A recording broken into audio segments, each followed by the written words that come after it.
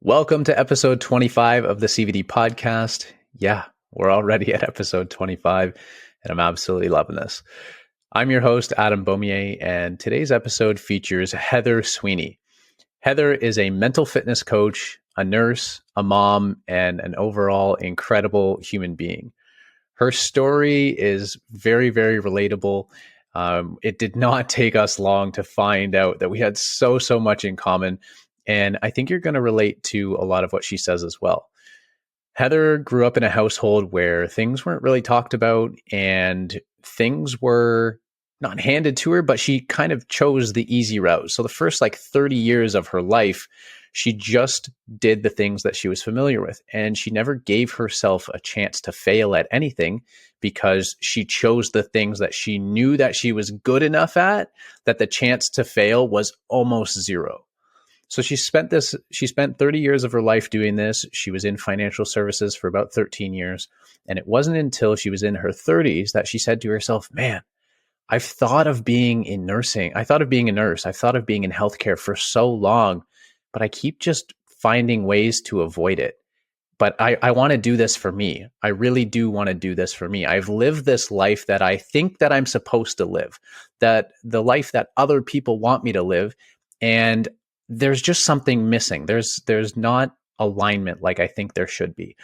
I need to do this for myself. So she decided to change paths. She was working full-time while going back to school to become a nurse. And at the end of that education, she got pregnant and she gave birth to two little kiddos within 13 months of each other. And going back to school to become a nurse started to give her a glimpse into what life would be like if she did live in alignment, if she did start to create the life that she knew that she wanted to live. So she started piece by piece, step by step, changing her mindset and leaning more into the things that were unfamiliar to her, leaning into the things that were uncomfortable. And that's when she started finding that this path was the one that was going to lead her to fulfillment. So now she leans into discomfort very, very often in order to grow. She's super inspiring. And in this episode, she talks about her entire story. She talks about why she's never going back to choosing that easy path. She talks about why she's going to continue this life of leaning into discomfort and giving herself the opportunity to be courageous. She talks about how this mindset shift has changed her life.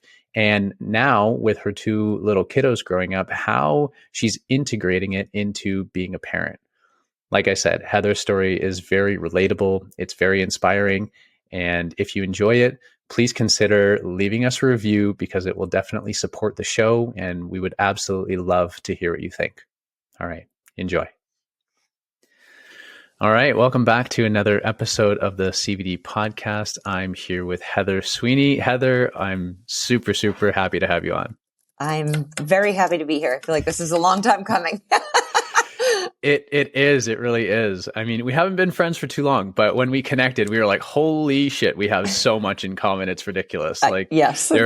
There's really two big sort of, I guess, phases in our life where we're like, one is choose the easy path and everything that came with that. And the other phase is choose the hard path and everything that came with that. And now that we're choosing the hard path, we're like, we're not going back. Like, there's no way. Yes, that is correct. Yeah, absolutely. So I'm really excited to get into what that was like for you.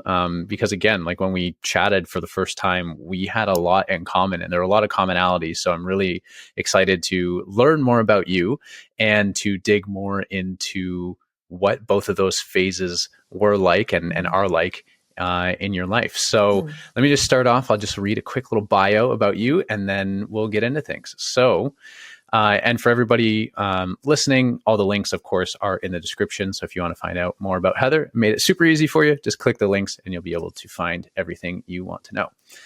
Alrighty. So Heather Sweeney is a mental fitness coach, a registered nurse, and the creator of Dive In, which is a blog packed with stories meant to motivate and inspire. She is also an inspirational speaker and storyteller. She believes in the good, being kind, spreading love, creating happiness, giving back, and all things adventurous. Heather is a small town girl with a giant vision to positively impact the lives of as many individuals as possible around the globe. So, Heather Sweeney, welcome to the podcast. All right. So, gave a little intro there, but fill in the gaps. Tell me a little bit more about who Heather is as a person and what you do for work, and then we'll go from there. Sure. Yeah. I am somebody who lights up when I get to see people around me realize that they are capable of more than they thought they were capable of. I absolutely love getting to share my experiences, which can feel scary and vulnerable. But in doing that, I have learned, the more I do it, the more I've learned. There's somebody out there, maybe somebody listening today who will resonate with part of something I might say, an experience I had, and realize, oh, I'm not the only one. I'm not alone in how I'm feeling or thinking or experiencing this thing. And also knowing like, hey, if she did it, I could do it. Right. And I do that also with folks I look to. Oh my gosh, if they did that, maybe I could do that. So there's that aspect of inspiring and motivating people to really look at taking positive steps forward in their life. That's amazing. And that's a huge reason why you're here. Honestly, if I could I might just take that introduction and put that as the ultimate promo for the podcast, because that is literally the ideal person of a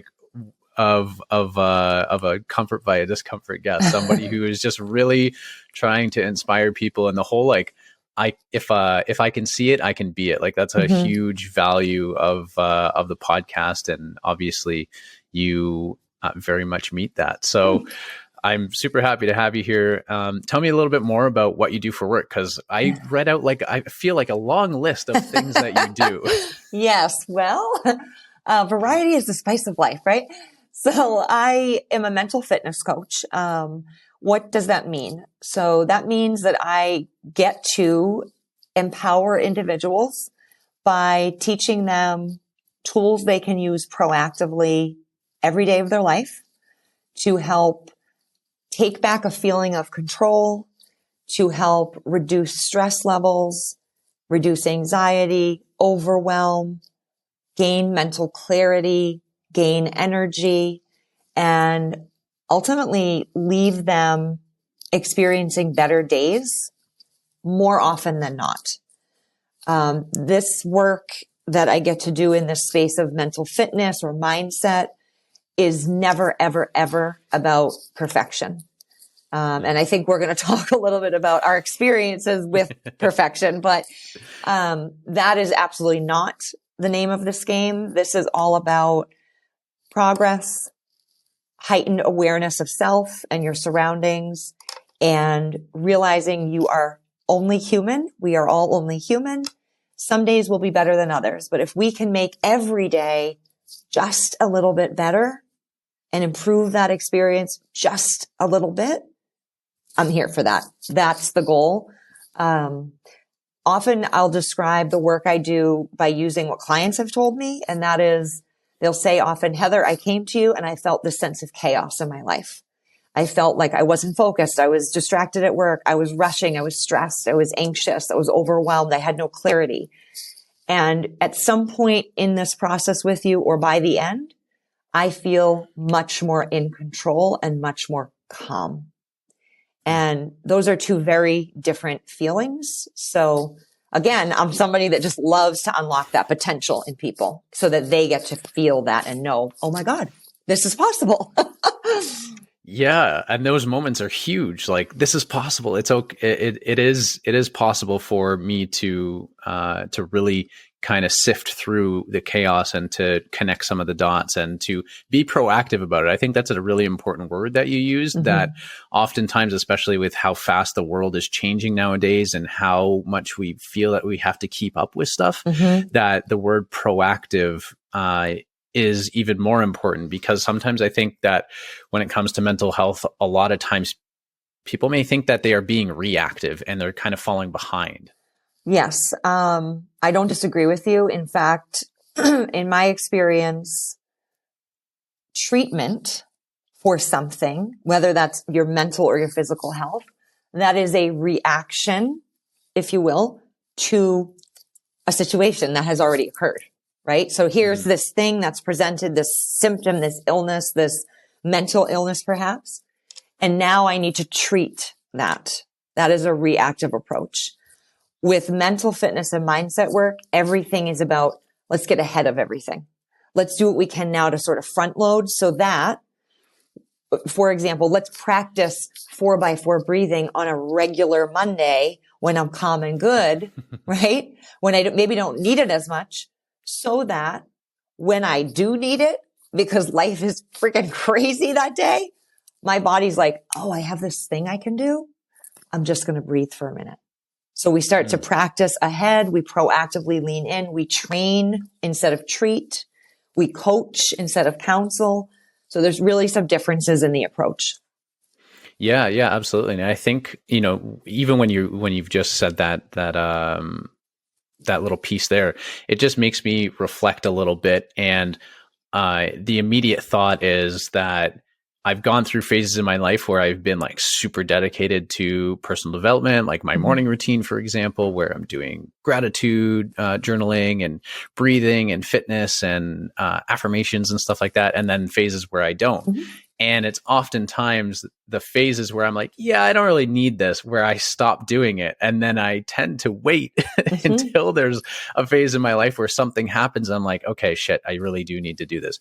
And what I'm working through right now is trying more and more to make that a steady part of my day or week or life. That way, when life inevitably smacks you in the face, because we know it will, we just don't know exactly how it will. When life inevitably smacks you in the face, it's like, okay, I have these tools that I've practiced for months. Right. I know how to use them. I'm actually very proficient in using them. And these can help me to really, maybe not lessen the impact, but it can really help you to manage Yes. what's happening. I actually love how you just said that. I think it is about this sense of at least feeling like you have some control, right? Our brain likes to know what might come next. Oh, I can handle that, right? I'm in control. We're not, but at least we want to feel like we are. The other piece of that is the idea of just leaning into what you know, just like you would a muscle. Like these tools, we could also reframe these tools and think of them as skills. Okay. So again, this becomes more understandable to most people because we understand our physical body. If we're building our bicep muscle, we have to lift a weight. We need to do something. We need to take an action. And when we stop doing that, because for a million reasons that could occur in our life, we just don't do the lifting for a day, a month, a year, whatever it is, that bicep muscle starts to regress. We lose that muscle. Muscle memory slows and goes. And the same is true when it comes to these mental fitness skills, or these tools. The more you use them, the easier it becomes and the more natural it becomes, right? But again, Absolutely. We're human. So we go through phases where it's like, I'm good. And then we wake up and go, I'm not good, but I know what to do. There is the empowerment in that. I know what to do because I've done it before. Yeah, absolutely.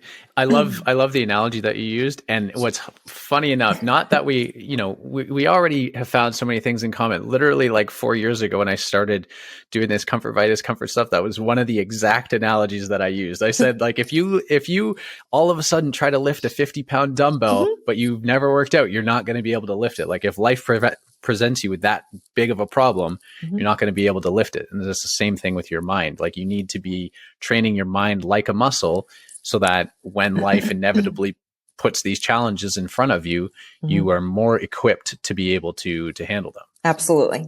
Absolutely. I could not agree more.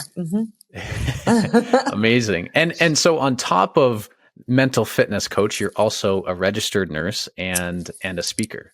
Yes, I've been a registered nurse here in my home state of New Hampshire. This is going on the 9th year. Um, I haven't been bedside for a couple of years, and I actually do feel myself moving away from, I don't know the best way to say this, but the licensing of being a registered nurse. People around me think I'm insane. You paid so much money for that. You did so much work for that. You've been doing this for 9 years, right? And I am actually really comfortable with where I am. And I feel that everything does happen for a reason. I gained a ton of knowledge and experience and perspective from my time as a licensed nurse here, hands-on patient care. But I personally am sort of moving in this direction of more mindset work, energy, breath work, meditation, more the holistic medicine. And so, yes, I will always be a registered nurse. I just may not have that license. Right. Makes sense. Do you think, quick question, when people make those types of comments about like, oh, you paid so much money or so much time or whatever, like, do you think that it's partially like their own projections, like they're projecting some of their own like fears or something up, like on you? Or do you think it's like because of like the traditional career path is almost stay in something for 30 years type of thing? Like, where do you think that comes from? I think it's probably both, one or the other. I think there's a lot of things that come with that. I think one piece is people that love you trying to protect you because, oh, that's a dumb decision. You could be a nurse anywhere, anytime. You could always pick up a job wherever you live, right? There's security. You've done that. So the old me probably would hear all of this and go, geez, you're right. I just really need to keep going, even though I know this isn't my path anymore, right? But thankfully, through years of experience of different things, I am no longer there in my life. I'm not that person, and I know what alignment is for me. And so it's like a bless and release. Thank you for trying to protect me or sharing what your feelings are. But in fact, I'm the one getting up each day. I'm living this life. And if I am doing what is best aligned for me, I promise you I can show up as best I can for you. That's amazing. I love the way that you put that. I love the bless and release. Like, thank you, but no. Somebody shared that with me years ago in a wine company, One Hope Wine. Love them. She said, I forget, it was like a client that said, no, I don't want to have a party or something. She's like, I get so many no's. And I just say, bless and release. And I'm like, oh, that is golden. Yeah, I like that. I'm gonna borrow that one. Yep. My wife's gonna love that one too. But I think this is the perfect segue to now get deeper into your story, because you said like that is the person that I kind of was before, and now I'm very much aware of what alignment means for myself, and I'm committed to staying on that path. And that is incredible for you. I'm super happy that you are at that point in your life, because that is so empowering and so special to really have an experience. So let's jump into the details here. So who was the old Heather that you kind of mentioned, and how did that old Heather like come to be? Yeah. So interesting. As you were saying, my words, right? Reflecting back, I'm like, oh, that's so interesting. The person I was and am now, right? I mean, I've always been me, but I think the best way I kind of see it is this whole idea of living an aligned life and knowing what that even is came through a lot of sort of trial by fire, moving forward with courage despite fear. I wasn't afraid at all, because that's bullshit, but knowing I can do this. I'm going to navigate this. It's going to be okay. Whatever okay is, right? Because I can't see the future. So I think that this has always been in me, because I think we all have it in us, but like I'm pointing here, like so far down below all the shit that I didn't really see it. I didn't ever Yeah. like know how do I tap into that thing that I don't even know is really there yet. Right. So I guess I will go back to growing up. Grew up in a really small town. I have two older brothers, an older sister. My parents just celebrated their like, I should know, 60th wedding anniversary, 57th, like something Oh, wow. crazy. So longevity in the marriage. I grew up really being praised for doing well.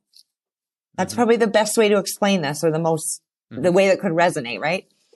So if I brought home a A, oh, Heather, that's so great. Or if I, performed well in an athletic event, oh, high five, high five, high five, right? Everything to me, my perspective was, you do well, you're going to be good. So I Mm-hmm. built up this fear really of, but what if I don't do well? Then Yeah. what's going to happen, right? And Mm-hmm. so I had to get older, look back and realize, oh, wow, you really did play it very safe, right? I never would have known this at the time when I'm 8, 10, 15, whatever. But I look back and I realize, oh, you did the sports that your whole family did because you were around them all the time, right? Not good or bad, but they were comfortable. I had an opportunity going into high school to go to a private school on scholarship to play basketball. I did not take it. I stayed in my comfort zone and played ball at my school. I once brought home, I think it was like a B plus. I was so afraid to show my family. My parents still laugh with me. They're like, I don't know what's wrong with you. And I'm like, well, I do. But they were like, you came home with a B plus and you were crying and you were so afraid to tell us. And we were trying to tell you that's really good. But I had already somehow learned or formulated in my mind, that's not good enough, right? Mm-hmm. It needs to be Yeah. better. It always needs to be better. I was the youngest of 4. I have no idea if maybe I was like, well, I need to like show up because there's all these other people around. I'm not sure about that sort of psychology piece, but I do know this theme carried into when I graduated college. I knew inside me, but so deep, I want to be in healthcare in some way. I want to help people in some way. Mm-hmm. And I grew up in a house. My dad worked in finance, lots of different stockbroker, all these different areas. And I would go to work with him in Boston and I would help with things. It was comfortable. So when one of the largest financial services in the country came to me at UMass Amherst and recruited me to work for them, I said, sure, that's easy. I know this. I can't screw this up, can I? Like, right? So like much less fear, very, very safe. Yeah. Worked there for 13 years before I finally made the decision. I mean, it was a couple years before because I had to go through school, but before I finally said, what the hell am I doing? I was wanting to be in healthcare so many moons ago, and here I am. Went back to school to become a nurse. And that was kind of the beginning of that knowing beginning to surface for me. Yeah. Totally went So left in my career. yeah. So before we get into that sort of transition, I want to talk a little bit more about this taking the easy path and kind of, you almost get in this. It's like these opportunities are kind of like right there. They're like the low hanging fruit almost, and it's like part of you is like, oh, why wouldn't I take it? It's right there. Like it's right there. Like why not? Right. And then you realize you've just been picking from the same tree for your for your entire life. So like what's interesting is, you talk about the A's and you talk about like performing as an athlete and getting praised for all of that. And I relate a lot to that because that was very much the same thing. And I developed this desire to be the center of attention and to do things that I could be good at very quickly so I could show off, get the praise and get the attention and make my younger brother jealous. And as soon as something got difficult or I knew that I wouldn't be really good at it very quickly, I would walk away or I'd quit before I could fail because I was so scared of that failure. I was so scared of letting people down. Like I was scared of what their expectations were and if I couldn't deliver on those. So were there any specific like instances that happened that like really taught you to think this way, or was it just like this programming like over time? What had happened? I don't know, like, if I think like childhood family structure, that there was a specific instance where it was like, oh, you better just stay here. Right. But I will say nothing was talked about in my house. Okay. Like I don't remember, other than one time in all of the years I lived in our family home, hearing or seeing my parents argue. Did they argue? Absolutely. Right? But I don't remember being around that. So in my mind, as I kind of put pieces together, that sort of tells me, okay, now you're older and you're married and you just go with it. Right? You don't bring this up. You don't talk about that.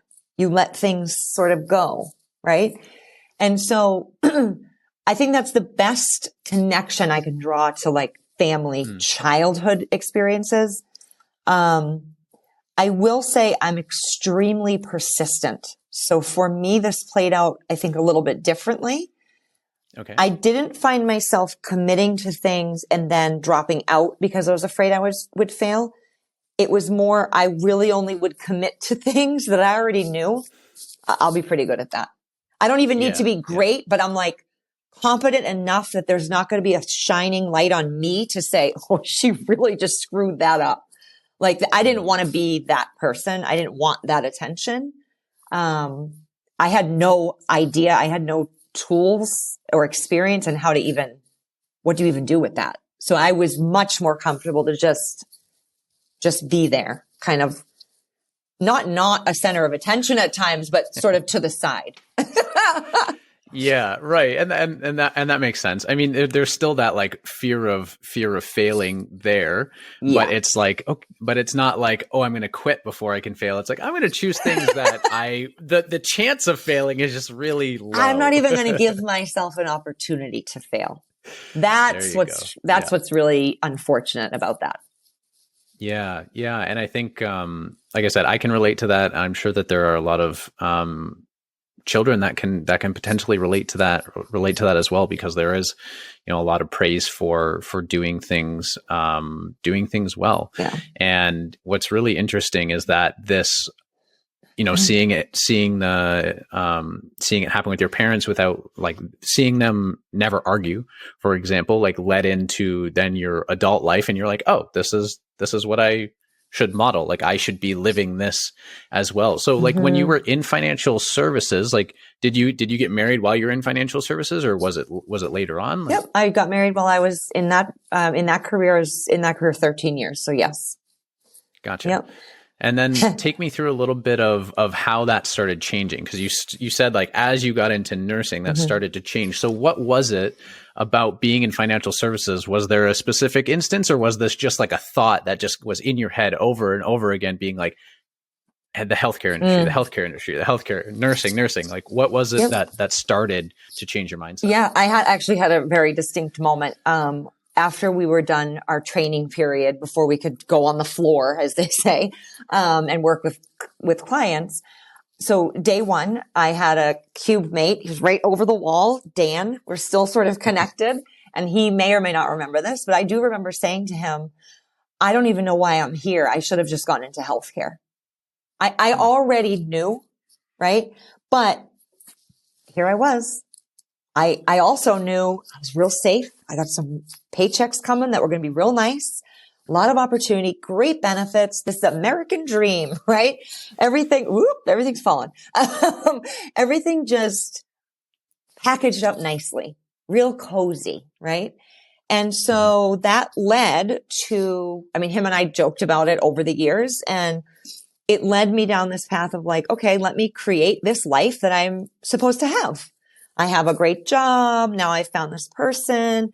we're supposed to get married because I'm a certain age and we've been together for so many years.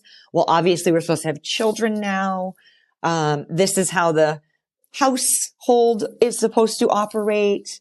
When things occur in the home that are challenging, we'll say, without going into detail, you don't talk about them. Mm-hmm. You don't share that dirty laundry with outside people because now it's real. That's how I really came to think about it. Once I, for example, and this is not what I'm talking about, but once I said out loud to specifically my mother and my sister, I'm going to get a divorce, that was real, right? Mm-hmm. I lived that in my mind for a while inside my home, but I didn't even say that to my closest family members because then it's real. Now you've opened the doors, right? So yeah, it was this track of like, I think I'm supposed to do this next. Oh, well, obviously this is where we're going next. Oh, here's how we need to present. And this is what we'll do. And that just, it exhausted me, quite honestly. Yeah, I was going to ask. So like, I mean, obviously you started at some point doing these things that you were supposed to do. How long was it before you were just like, this is absolutely exhausting. Like I don't think I can do this anymore because there's this just disconnect. Mm-hmm. When was that? Okay. So I'm trying to do some quick math, but I would say I'm 43 today. I've been divorced going on 5 years. And I mean, it was a huge portion of my life. More years I've been on this earth than not. I'll put it that way. Okay.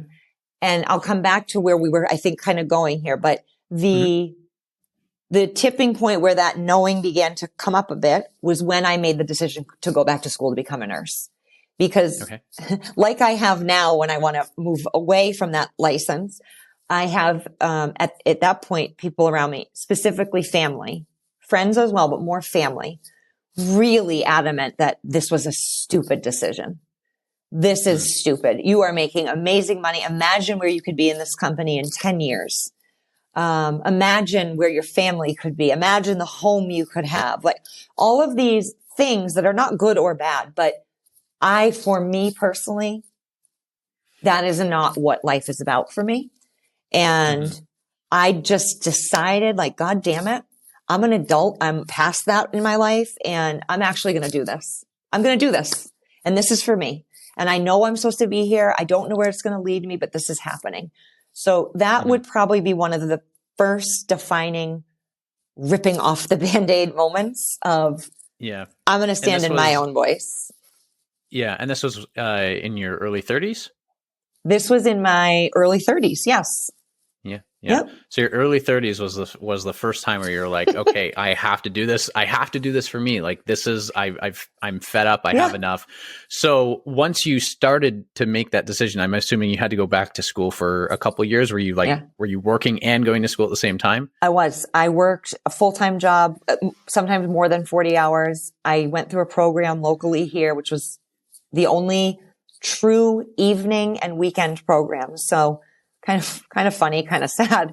I would go work all day and then the weekend would hit, right? I'd go to class a couple nights a week, every Saturday and Sunday, not every, but most Saturdays and Sundays for 3.5 years.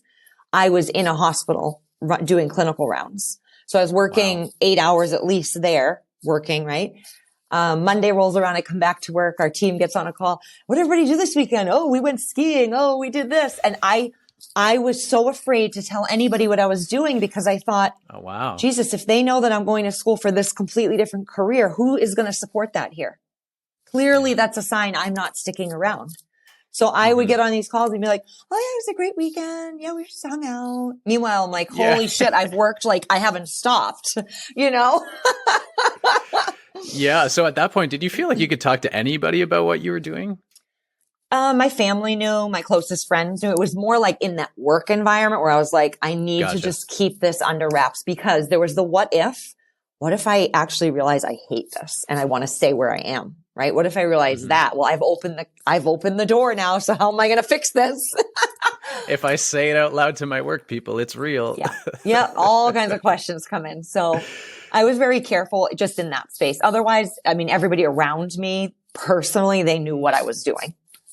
Mm-hmm. So it took 3.5 years of doing that to be able to go through your course and get the experience that you needed to go actually into nursing. So after that 3.5 years, like, did you finally make that decision to go full-time nursing and completely drop the other position? So life circumstances at that point, sort of just the background of where I'm going to go here.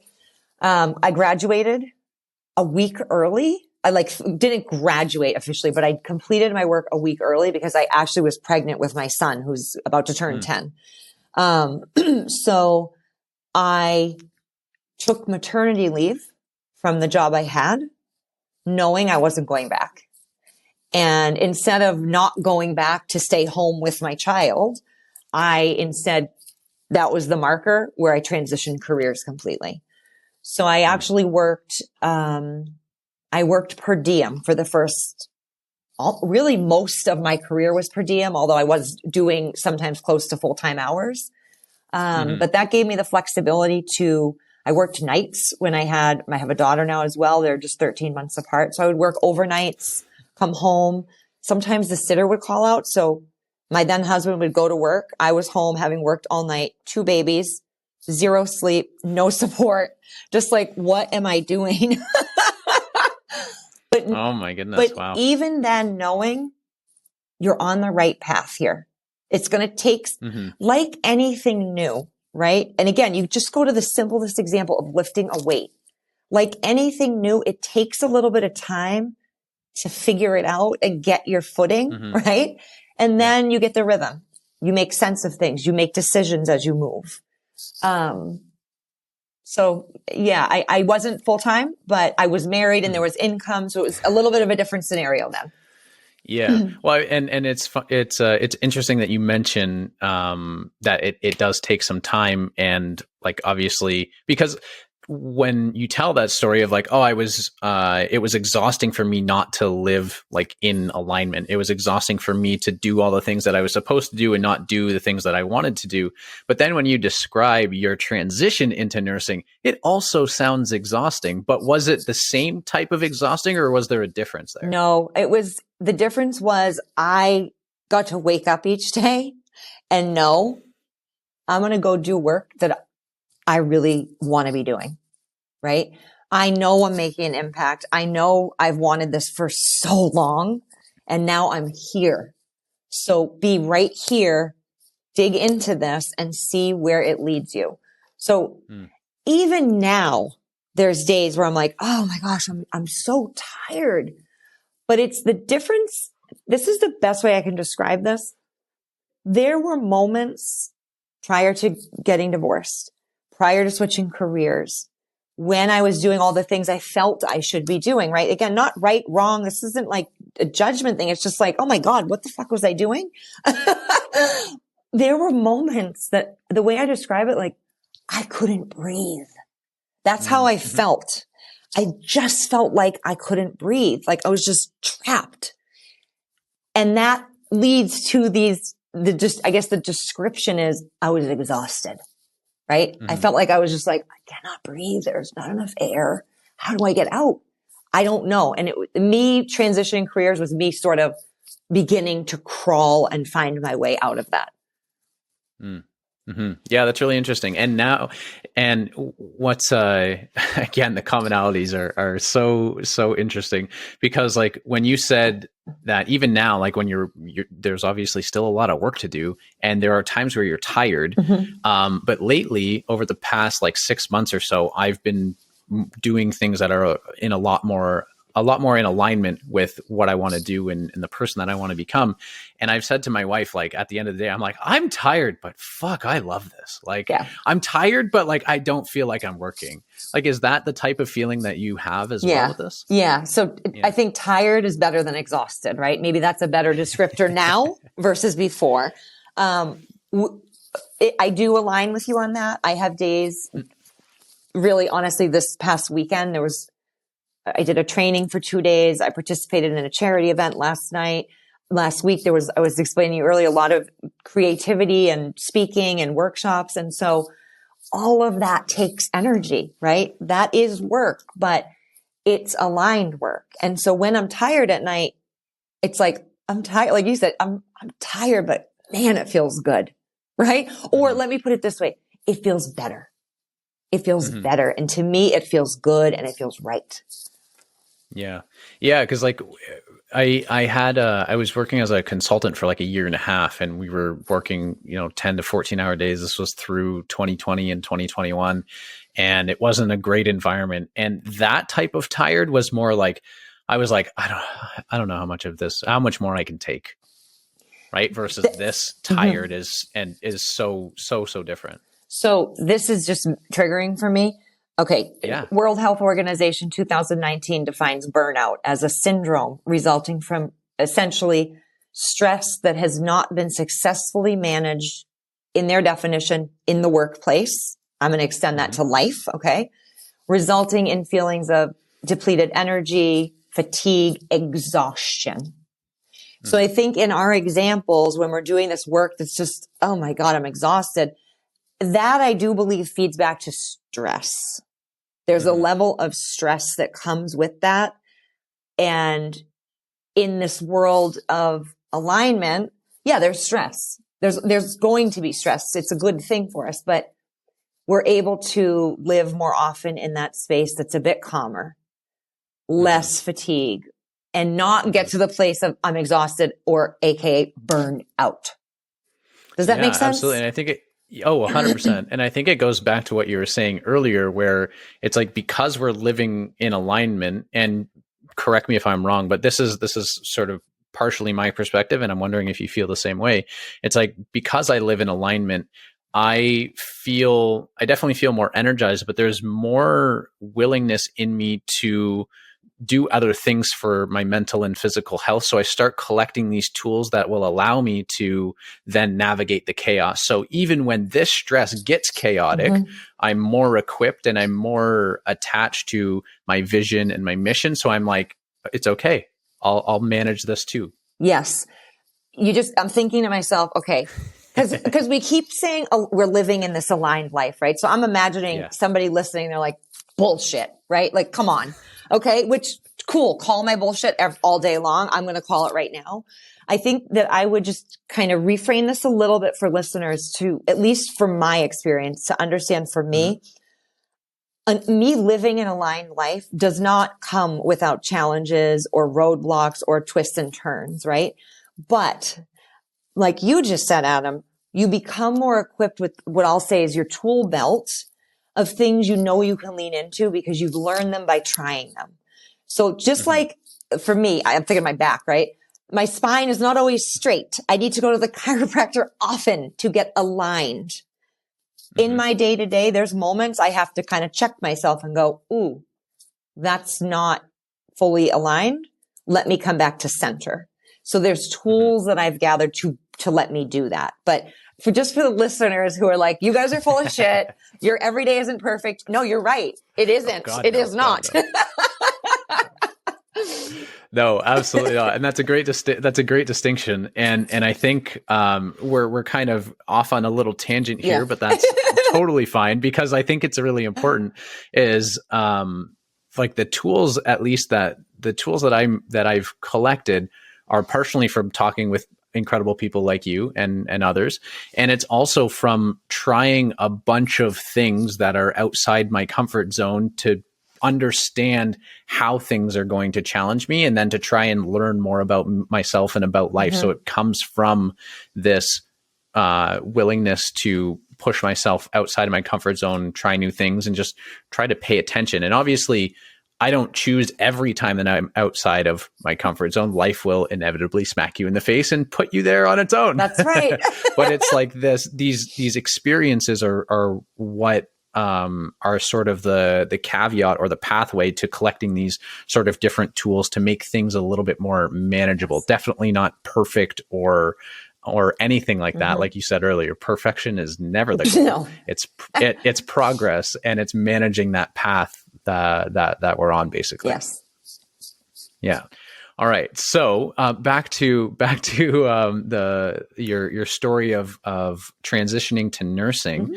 Mm-hmm. What did that do for you when you were like, this is what I need to do for myself, and I've finally done it. Mm-hmm. I've put in these 4 years of work to get to this point. I've now am not quite full time because of the circumstances, but I'm doing this career now.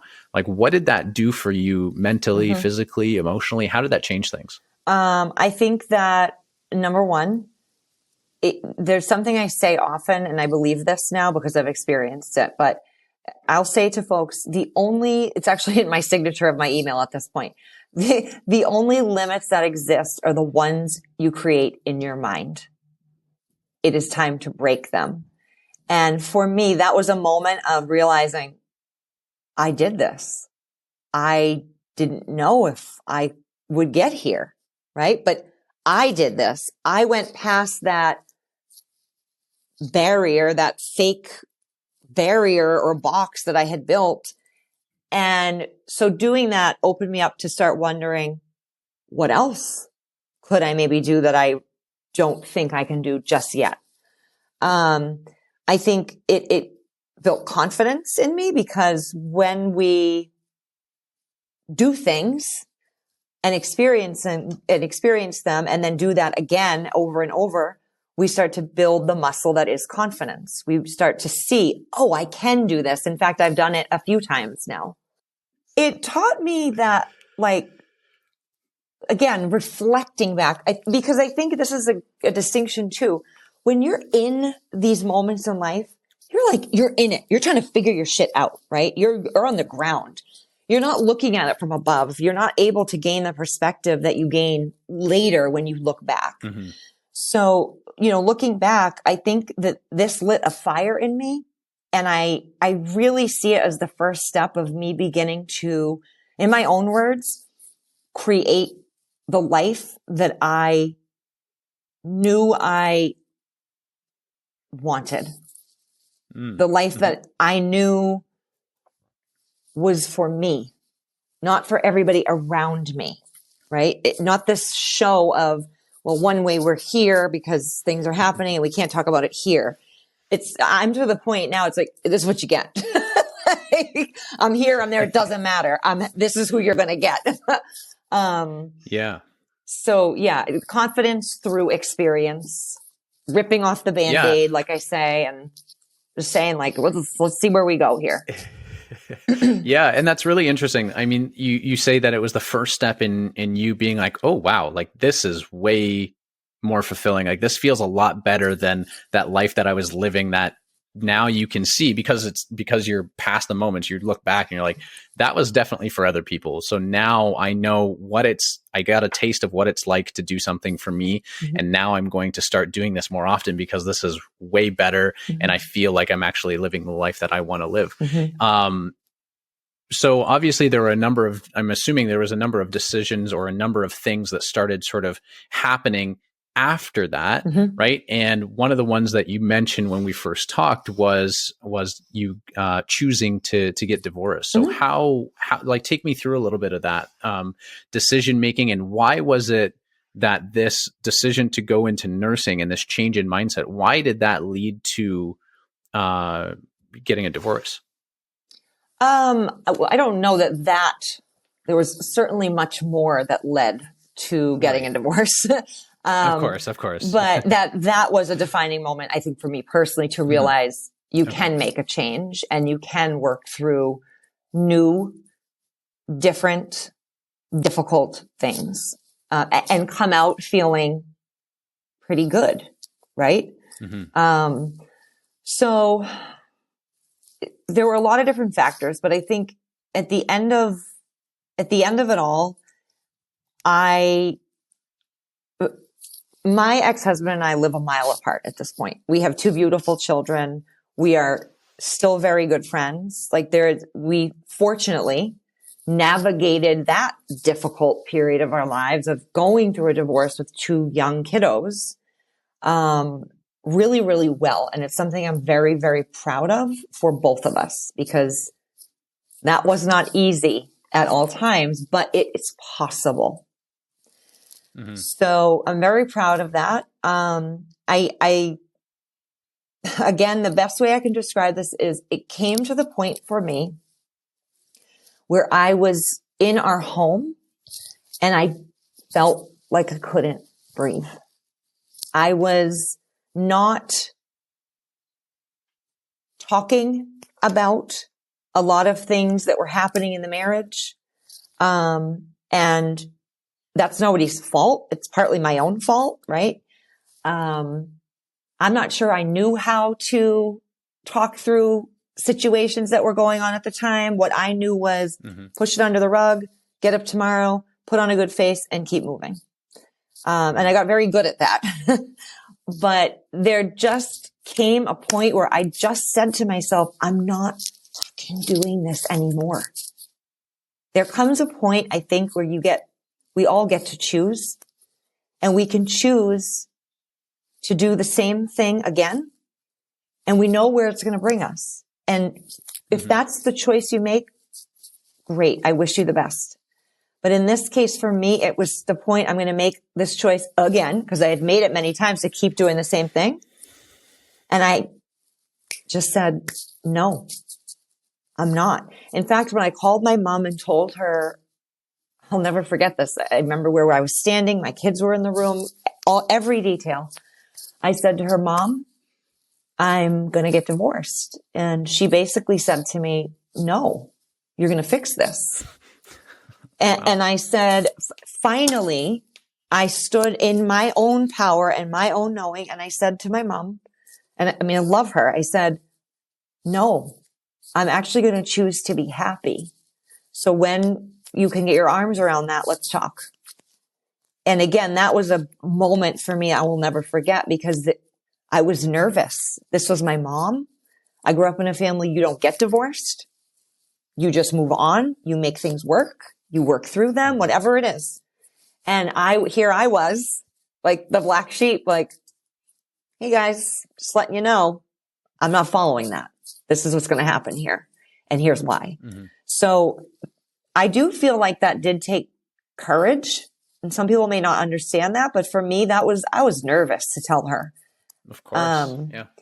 And because again, that made it very, very real. But yeah, there you have it. I said it and that was it. It was kind of like stake in the ground. Here we go. Now, how do I navigate this? Yeah. And so you said you're going on about 5 years of being divorced. So you got divorced around 30, 38. And so in your early 30s was the first decision that you like sort of really made for yourself with nursing. Later on in your 30s was when you made this decision to get divorced. What happened in between? Is that where this sort of shift to choose the harder path like really started? Like, did it start after nursing? Because like, I mean, I obviously read a lot of your articles about building resiliency, being in between and leaning into discomfort to grow. And so was that really where this started to happen? Yeah, I think that's where I would say I kind of found my own courage. And I said, let me try this. I don't know what the hell's going to happen because I really haven't done this in my life, but let me just try to go far, far left from everything I know and stick with my knowing. My intuition is what I would say. And so I did. I drove forward and transitioned careers. And that was the first spark. And then the in between of that is, I mean, truly, I was working full time. We then had my son. 13 months later, my daughter was born. We both were working at that point. I had transitioned careers. There was just constant movement. Somebody always needed my attention and my love and my care, whether it was a patient in the hospital, my baby at home, someone in the family or a friend, right? And like, finally, I kind of came up for air and it was like, what are we doing here? Is this a marriage?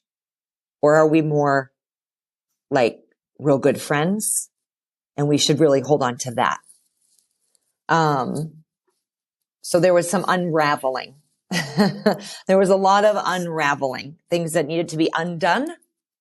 And there's where the emotion of it all comes in, right? undoing is not easy. Undoing means you need to be direct and you need to be honest. And sometimes that hurts people's feelings, or your feelings get hurt.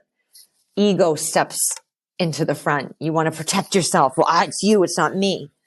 And there was just a lot of managing all of those emotions that come along with, I want a divorce, right?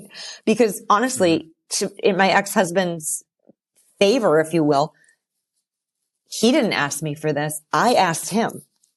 So I remember vividly during this process, working together, thinking to myself, I have a hell of a lot of respect for him because he did not ask for this, but he is finding a way to work with me and truly, truly keep our children at the forefront. Was there every day of perfection? Nope. There was a lot of stuff that went on. There was a lot of shit we waded through, but we did it and we did it well. And I really, that taught me a lot about resilience, about communication, about remaining open to hear somebody else's perspective on something, but not take it necessarily as mine or something I am now responsible for or being or doing. It really, really helped me grow. And it was one of the most uncomfortable times of my life. Yeah, I bet. And I mean, you talk about courage with the conversation with your mom, and I mean also vulnerability, because I mean, admitting that to your mom when you know you grew up in a household where that was not an option, right? And you didn't. I mean, talk about failure, right? Like in my mind, like I would say, "Oh my God, you failed at your marriage." That's what we hear, but truly, I don't look at it that way. I realized something in a situation. I had the courage to change that situation and get through it with grace without ripping people down along the way, right? Really what was ripped apart was my own life, and I did that to me. Intentionally, it was ripped apart and it has been rebuilt in a beautiful way. And for me, there was so much empowerment in that. It was extremely hard, very difficult, but sometimes that is necessary for us to be able to make our way through and to the other side and realize, oh my God, now I see why all that had to unravel to get here. Yeah. And as you mentioned earlier, you don't have the complete perspective on it until afterwards. You can't have the perspective in the moment when you're in the shit, when you're dealing with it right in front of you. It's later on afterwards. Yeah. You mentioned earlier one of the blogs I had written called The In-Between. And so this is the perfect introduction, super quick, to this concept of, I hike a lot. I love being out in the woods, right? So in my world of hiking, if you've ever climbed before, you start that hike, you're like, woo, I'm so excited. This is awesome. It's a beautiful day. I have so much energy. I have everything I need. Let's go. And you're like, you want to like run. You're like, let's get to the top.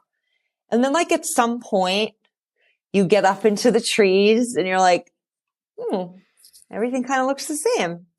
You start to sort of take things for granted, maybe like, oh, another tree. There's not really a view.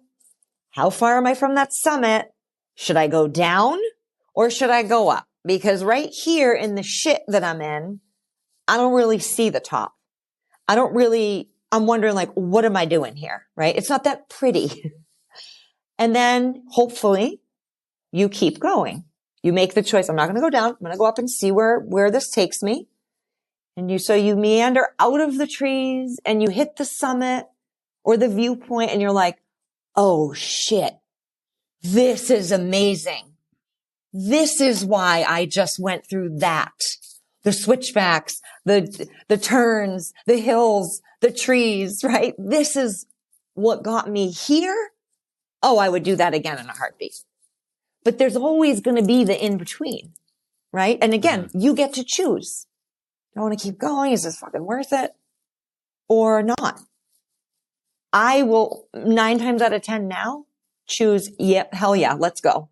Let's just see where we're going here, because I'm going to figure something out. And if not, I'm going to have a great story. Yeah, no kidding. And did that come from like that willingness to choose the hard path, that willingness to deal with the in between? Did that come from doing a number of these, different challenges, or did it come from like the experiences in life? Like, where did that confidence come from to navigate that? I think it came from just life, doing and going, well, I got nothing to lose. I'm going up, right? I'm going to at least see how far I can get. I'll break it down. Let me just take one more step. Where'd that get me? Well, I don't want to be here. Let me go one more. I'm still not there. Shit, might as well keep going. I think it's that, again, you're building the mental muscle of resilience in this case. And you always get to make a choice. At any point, you can turn and go back. But I don't want to do that anymore. I want to keep driving forward. And I want to figure out, does this work? Does this help? Listen, there's a great saying, and I'm not going to get it right, but basically it says this: if you're not growing, you're dying. Okay. Okay. So I'm in the middle of completing this interview with medium.com, and it's about exactly what we're talking about. So one of the concepts I bring up is like, I think you can grow without exposing yourself to difficult situations, to being uncomfortable mentally, physically, spiritually, personally, professionally. I think you can grow. Babies grow in a womb. Seeds grow underground.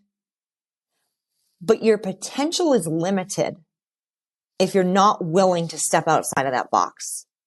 Will you really reach your fullest potential? Will you really keep growing? I don't think so. Nature tells us that. Babies come out of the womb because Jesus is a mother. They're not staying in and keep growing in there, right? Like, they come out, they grow, they experience life.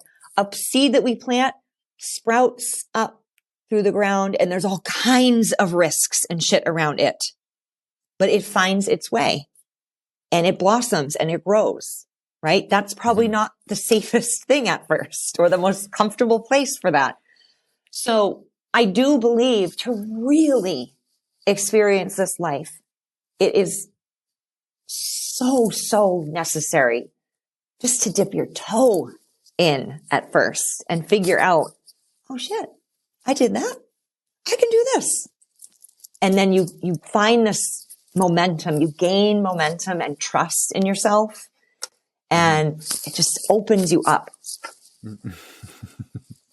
Yeah, 100%. And I mean, I can feel your passion. Like, it's lighting me up and and it's making me want to go do something else that challenges me. And I'm sure that anybody listening can feel your passion through their headphones, or if they're watching on YouTube, can feel it through the screen as well. And for any of the articles that are mentioned, I'm definitely going to put them in the description so that anybody who is interested can click on those and actually read them in their totality, because there's a lot of really good information and experiences there. I have read a few myself, and like I said, like I love reading your different stories, because there's something that can be learned from each one of them, and that's fantastic.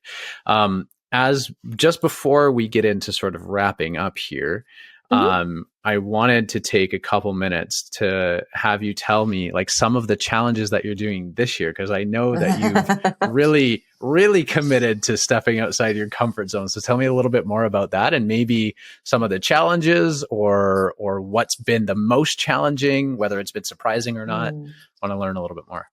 Okay. Yeah. So this year, it's nothing happens by accident. So you and I connect. I'm like, oh my gosh, this year, 11 of the 12 months, I am intentionally pushing myself to get out of my comfort zone mentally, spiritually, or physically. And some of these align with work or not, but just those are kind of the three things. So doing things I've never done, some bigger than others. So let's see, February, I love taking like cold showers. Towards the end of my shower, I'll turn it to cold, but it's never like cold enough. Like it's not a true cold shower. You know what I mean? I hear you. So I hear you. I do love the resilience built in that practice, but February we did a polar plunge. It was like 14 degrees out here in New Hampshire. There was ice on the lake, and my boyfriend, and my son. And that's 14 degrees Fahrenheit. Yes, 14 degrees Fahrenheit. Just to make sure. Yep. So that's Thank minus you. 18 or something, I think. I'm going to let you do those numbers. So yeah, my son, that was really a proud moment. He's 9, about to be 10. He participated with us, and we did this polar plunge, and it was amazing. But I felt myself as we were standing on the edge of the water about to go in, like thinking, like my stomach started to go, and that fear/excitement, right? Because there's two things going on for me in that moment. Like, holy shit, what am I doing? But also, what am I doing? Let's do it, right? So we end up going in. You have to get under. I had sprained my ankle, so I could not run in. So I was very slowly meandering in this frigid, icy water. My son is out well before me. It was amazing. It was exhilarating. I loved it. And truly, I felt like when you do these types of things, it doesn't have to be a cold plunge. It could be something challenging for you, something new and different for you, big or small. You experience this sense of, holy shit, I just did that. Like, that is so badass, right? So, maybe I could do some other thing too that I never thought I could do. There's that. There's also a ripple effect. My daughter was with us. First of all, my son did it. So that's a ripple effect right there. But my daughter was there videoing, and she said right after we came out of the water, I'm going to do this next year. I think I'll be the youngest person. I can't wait. So there was an effect on her just seeing it all, thinking probably like, oh, I wish I would have done it now. But also, if they can do that, I can do that too. And now I saw it, so I'm ready. So yeah, that was February. This month was very spiritual. Just this weekend, just yesterday, I finished a Reiki 1 and 2 training course. So really, cool. Just a beyond words, beautiful experience, amazing, practitioner who was leading us, and she's trained like over 14,000 people. Just this woman, I was like, oh my God, you're just like, I can just feel your energy coming off of you. So I'm excited to be able to now offer Reiki for coaching clients just as part of what we're doing, not some add-on, but also just me, people around me, that ripple effect of positive energy, healing energy that you're just offering. Can't shove it down someone's throat, but they may want to take it in. When you, sorry to jump in, when you said ripple effect, it also made me think of, I mean, you're doing like you're talking about ripple effect in terms of other people. I'm thinking of ripple effect in terms of different aspects of your own life, because just because you're doing a cold plunge doesn't mean that it can't affect other things. And that's one of the things that I love to talk about is like, I do these things that are completely unrelated to like my business or professional life sometimes, that are way outside my comfort zone personally, like a nude photo shoot, for example. But then it gives me confidence to be like, oh, I've never done a podcast before, but maybe I can do that. Maybe I can figure it out. Like, who knows, right? Like these totally unrelated things. It's all related. It's all related, even though we don't see the connection, right? But thank you. That is a great point. And it's a huge benefit of doing this kind of work and exposing yourself. You never know where it's going to play out in your day to day. Like follow the breadcrumbs. Where is it going to lead me? I don't know, but let's go. 100%. Well, Heather, we've been through so much, and it's been so much fun to learn more about you. My last question for you, and there have been little pieces along the way of you dropping wisdom and little one-liners and stuff like that. But what would be your piece of advice for somebody who wants to get more out of life, or who wants to try to live more in alignment? What would be your one piece of advice for them?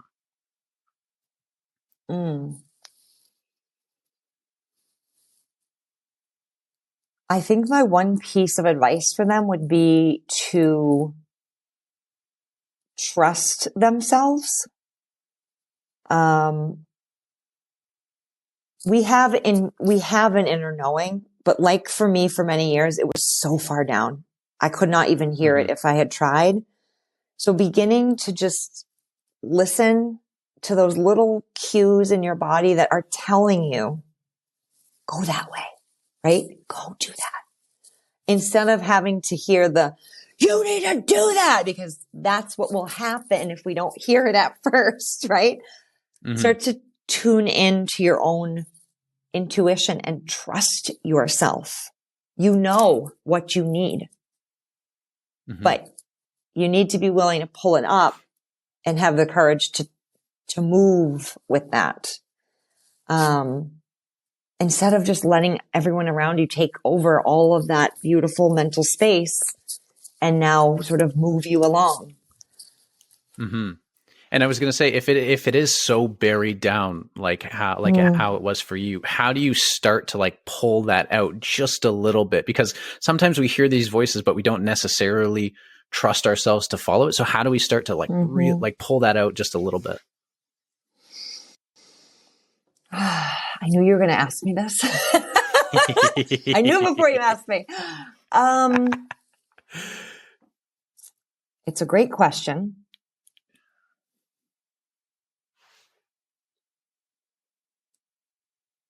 I think you have to be